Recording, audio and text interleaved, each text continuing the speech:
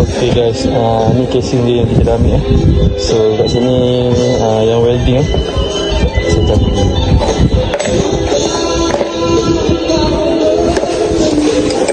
Okay, ni kesan yang di welding So ni dah welding, saya minta dia welding tebal. So nanti kan kita boleh lay sikit guna batu lay. So alhamdulillah betul. Masak dia pun kita dah ambil dah siap. So terus beli dia punya gasket.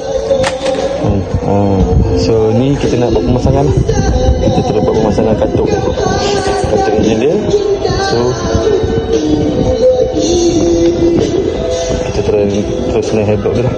So ni dah tak ada apa. So terus buat pemasangan je. Okay. Okay guys, so kita dah masukkan dia punya gearbox. Tinggal lagi kita nak sub lagi, belum lagi kita tanggal tadi. So kedudukan gearbox dia macam ni. Wong dia mesti dekat atas, dia punya dua ni. So ni macam ni. Ni dia sub dia. Kita dah masukkan ni. Racun lah. Okay. Okay, sekejap lagi kita akan masukkan dia punya kickstart dia. Datang kickstart. Ni kedudukan dia dia buat. So alhamdulillah tak ada masalah. Dia buat dia macam ni baik. Okay. Baru kejap lagi kita kata enjin dia.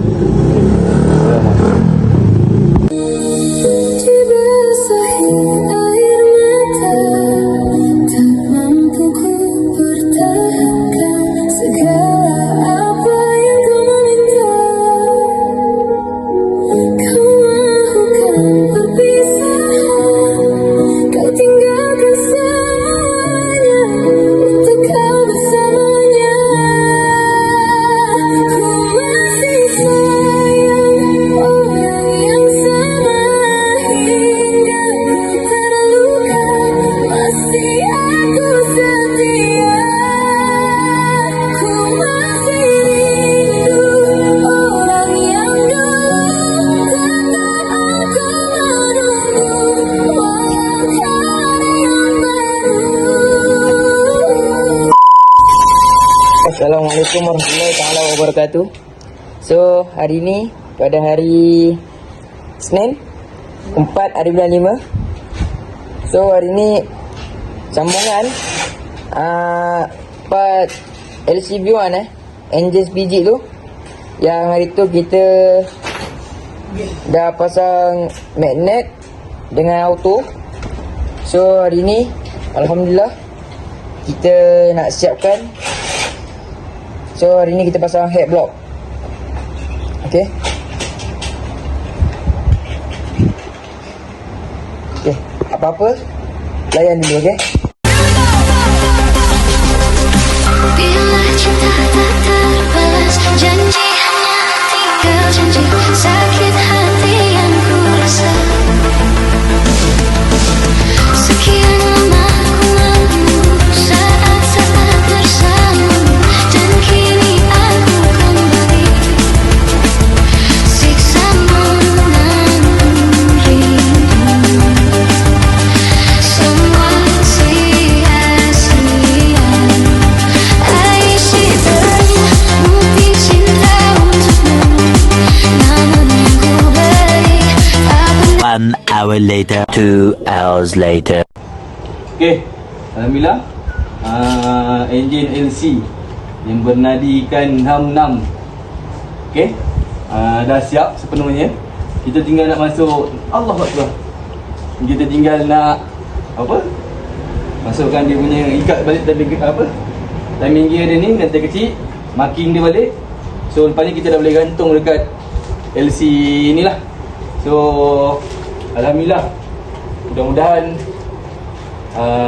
motor enjin ni berjasa dengan baik pada tuan dia, InsyaAllah. Okay, apa-apa jumpa lagi lepas dah gantung. Okay, stay tune. Assalamualaikum. Hati kau gembira, oh di tapi